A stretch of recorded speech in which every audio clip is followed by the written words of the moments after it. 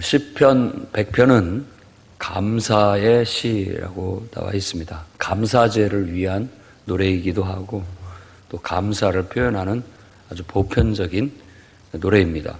앞에 부분에 여호와께서 다스리신다, 통치하신다라는 것으로 인해서 우리가 하나님을 기뻐하고 찬양하고 또 감사해야 된다라고 했는데 그런 어떤 결론적인 얘기라고 할 수 있겠습니다. 하나님이 우리를 다스리시니까 너무나 감사하다 이런 표현인데 전체적인 내용은 하나님의 선하심, 또 하나님의 인자하심, 하나님의 신실하심 이 세 가지 속성에 대해서 노래하고 감사하고 있습니다.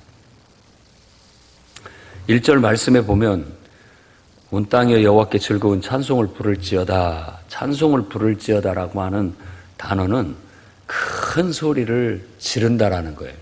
그 큰 소리를 지른다라는 게 뭐냐면 칭찬의 소리, 칭찬, 그러니까 환호하는 거죠. 환호의 소리.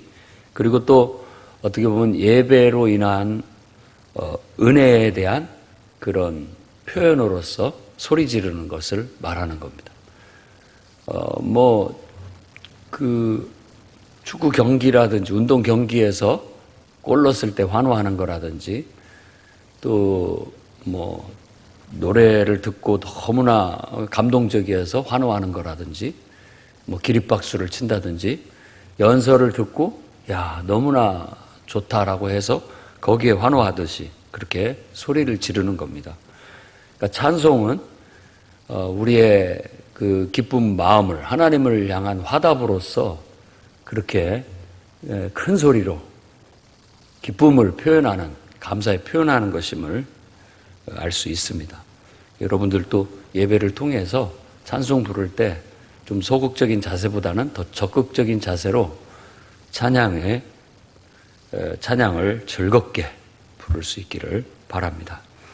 온 땅이라고 표현하는 건 하나님이 피조하신 모든 세계를 다 포함하는 거죠. 인간뿐만 아니라 모든 세계. 2절에는 주 동사가 섬기라는 겁니다. 여호와를 섬기라. 하나님이 통치하시니까 하나님을 섬겨라. 이 섬기다라는 단어는 아바드라고 하는데 이 아바드는 원래 뜻은 노동하다 혹은 일하다 그런 뜻입니다. 노동하는 걸 말하는 거예요. 그러니까 하나님을 섬긴다라는 것이 주님을 위한 어떻게 보면 우리의 땀 흘리고 또 우리 몸을 사용해서 일하는 그런 단어로 표현을 했다라는 것이 특별합니다. 그러니까 하나님을 섬기라는 것은 하나님을 위해서 일하라 혹은 하나님을 위해서 살아라 라는 그런 어떤 의미가 되는 겁니다. 그러니까 하나님을 위해서 산다라고 하면 하나님을 우리가 인간으로 생각을 해버리면 이건 그냥 우리가 너무 좁은 삶을 살게 돼요. 근데 하나님은 온 우주 만물을 다 포함하시고 그 이상의 초월하시는 초월자이시기 때문에 하나님을 위해서 산다라는 건 여러분 인생의 모든 것을 위해서 산다는 겁니다. 그러니까 하나님을 경외하는 것이 곧 우리에게 주어진 삶을 경외하는 거예요. 그리고 하나님을 위하는 것이 곧 내가 살아가는 모든 주변의 사람들과 또 가정과 내가 속한 모든 것들을 다 위하는 것이에요. 그것과 분리되지 않습니다. 그러니까 지극히 작은 자에게 내가 섬기는 것이 곧 하나님을 위해 섬기는 거예요. 여러분 주변에 가족이라든지 관계 속에 붙여진 모든 사람들 때문에 가만히 생각해 보십시오. 그들을 위해서 우리는 사실 노동하고 있고 일하고 있어요. 내 시간을 드리고 내 에너지를 드리고 어떨 때는 보면은 우리의 생명을 주고 있다라는 그런 생각도 듭니다. 그게 곧 섬김이죠. 근데 그 모든 것들을 항상 그 어떤 대상하게 한다라고 생각하면 그건 옳지가 못합니다. 건전하지가 못해요. 그 대상을 위한 섬김이 아니라 바로 온 세상을 창조하시고 또 우리에게 큰 은혜와 사랑을 베푸시고 나 또한 그분 안에서 존재하고 그분을 사랑하는 그분을 위해서 하는 거다라고 승화시킬 때 모든 것들이 건전해지고 가치가 있어지고 의미가 살아나게 되는 겁니다. 그러니까 교회와 이 성경은 늘 바로 그런 영혼의 깨우침을 외칩니다. 깨어나야 돼요. 자꾸 그렇지 않으면 어떤 것에 너무 집착하게 되고 어떤 것에 너무 깊이 빠지다 보면 그걸로 인하여 우리의 인생이 얽어매어지고 마치 그것에 갇힌 듯한 감옥 같은 삶을 살게 되는 거죠. 그런데 그것은 곧 하나님에 대한 좁은 식견에서부터 말미암아 될 수 있다라는 것이고, 그것을 좀 더 하나님을 깊이 알면 알수록 그 폭이 넓어져서 더 초월적인, 더 승화돼서 더 가치 있고 의미 있는 그런 폭넓은 삶을 살아갈 수 있습니다. 그러니 여호와를 섬기십시오. 그분 앞으로 나아가십시오. 어떻게? 기쁨으로 라고 얘기합니다. 기쁨의 노래를 부르며, 그러니까 교회를 갈 때 콧노래가 나와야 되겠습니다. 기뻐서 예배를 드리러 갈 때 기쁨으로 막 거의 구름 위를 걷듯이 가벼운 발걸음으로 나아가야 되겠습니다.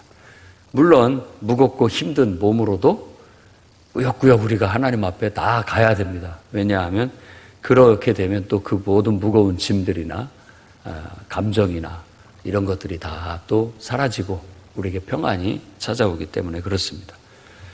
그 다음에 3절 말씀의 주 동사는 알라라는 겁니다. 너희는 알아라. 무엇을? 여호와가 우리 하나님이신 것을. 그러니까 하나님이라는 단어를 그냥 가장 보편적으로 본다면 신이라는 것은 우리 눈에 보이는 우주 만물을 초월하는 존재로서 사실 곰곰이 생각해 보면 가장 합리적인 것이 온 세상을 창조한 신은 한 분밖에 없어야 가장 합리적입니다. 신들끼리 서로 싸우고 무슨 사람들처럼 어떤 이런 것들을 하는 그런 것은 비합리적일 수밖에 없죠. 그러니까 유일하신 참 하나님, 참 신이 가장 합리적이에요. 그것에 의해서 어떤 존재에 의해서 온 세상 우주 만물이 거기서부터 나왔다라고 보는 것이 가장 합리적인 진리고 깨달음이라고 할 수 있죠. 그래서 특별히 여호와라고 말했을 때는 어떤 하나님에 대해서 그냥 너무나 객관적으로 말하지 않고 주관적으로 얘기하는 때 여호와라고 하는 겁니다. 그러니까 내 하나님이에요. 우리 하나님. 나와 멀리 동떨어져서 별 상관없는 존재가 아니라 나의 존재와 뗄래야 뗄 수 없는 생명의 관계의 의미를 갖고 있는 그런 하나님이라고 말할 때 여호와라는 말을 쓰는 겁니다. 여호와는 이스라엘에게 있어서 하나님이 계시하신 이름이고, 그러니까 그 말은 곧 계시를 하셨다라는 것은 이스라엘 백성과 하나님 백성과 하나님은 뗄래야 뗄 수 없는 상관관계, 생명의 관계. 이스라엘 백성은 하나님이 없으면 안 되고, 또 하나님은 이스라엘 백성을 그만큼 소중하게 여긴다라는 그런 관계적인 용어가 되는 거예요. 뭐든지 이름은 관계적인 용어가 되는 겁니다. 내가 누군가를 알아, 나 그 사람 알아 라고 하는데 이름이 뭐야? 이름은 잘 모르겠어. 진짜 나하고 깊은 관계가 아니죠. 서로 통성명을 하고 이름을 알고 부르게 됐을 때, 친근하게 부르게 됐을 때 그 사람과 나와의 친밀함의 거리가 그만큼 더 의미 있게 가까워졌다라는 그런 것처럼 여호와가 우리 하나님이다 라고 고백하는 것은 하나님을 그만큼 내가 하나님과의 관계가 있고 또 내 삶의 경험과 시간 속에서 그분을 더 깊이 알아가고 있다라는 그런 의미가 됩니다. 그 근거로, 여호와가 하나님이라는 근거로 그가 만들었다. 그가 모든 것을 창조했다. 그분이 나의 시작이에요. 그분이 온 세상의 시작이고 모든 것의 시작이시고 모든 것의 끝이 된다라는 것은 그분의 주권 아래에 있다. 모든 것들이 다 그분의 토대 위에 우리가 존재하고 있다라는 겁니다. 그러니까 우리가 하나님의 창조를 믿는다라는 고백은 뭐 그걸 과학적으로 증명할 수 있느냐 없느냐를 따지라는 뜻이 아닙니다. 그것 자체는 나라는 존재의 가치와 의미는 그분의 존재 속에 있다. 이런 고백인 거예요. 온 우주 만물을 창조하신 그분의 존재 안에서 나의 존재의 의미와 가치를 찾아간다. 그리고 그분의 존재 안에서 내 삶을 영위한다. 이런 고백이 되는 겁니다. 그런 의미에서 그분이 창조했기 때문에 나는 그분의 소유의가 되는 거고 또 그분의 백성이 되는 거고 그분이 기르시는 양이다. 그분의 목장에 속한 나는 양이다.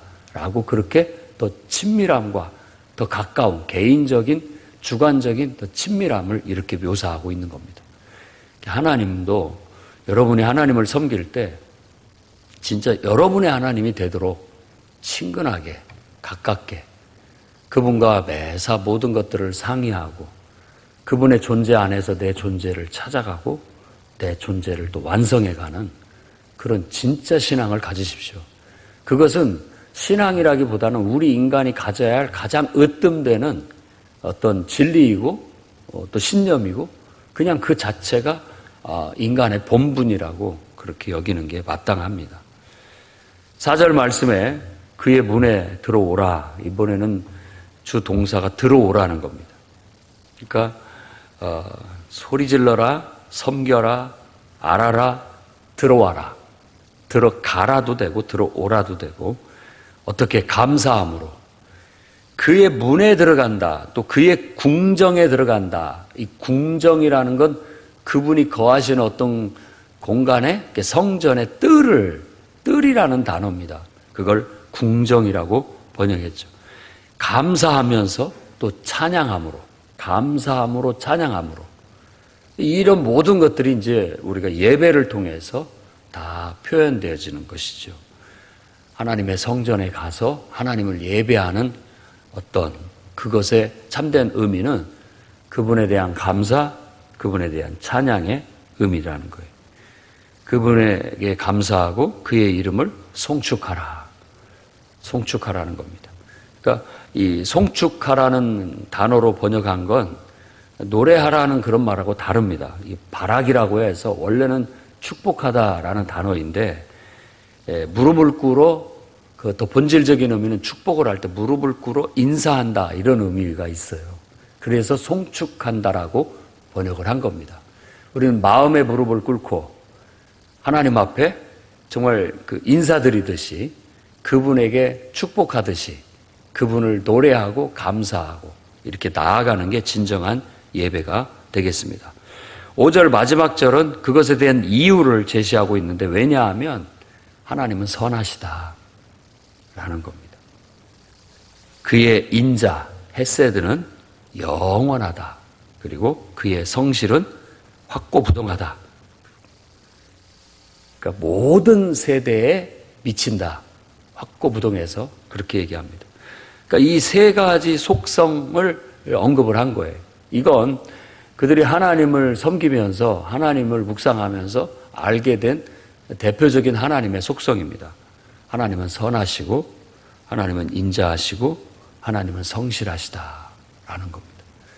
이 선함과 인자하심과 성실하심을 한번 오늘 곰곰이 묵상을 해보십시오. 그러면 우리 안에 믿음이 생기고 소망이 생기고 사랑이 생긴다는 걸 알게 되는 겁니다. 하나님에 대한 근본적인 경험이죠. 체험이기도 하고 근원적인 창조주 하나님 그리고 늘 우리를 돌보시고 인도하시는 분 그리고 변함이 없으신 분 한번 생각해 보십시오. 그런 분이 나를 위하고 나를 돌보고 계시다면 우리는 평안함과 안정감을 갖습니다.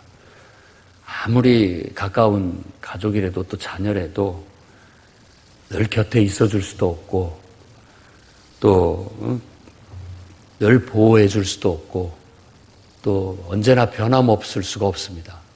사람에게. 근데 그런 존재에게 우리의 근거를 두고 우리가 존재하게 된다면 우리는 늘 스트레스를 받고 흔들릴 수밖에 없죠.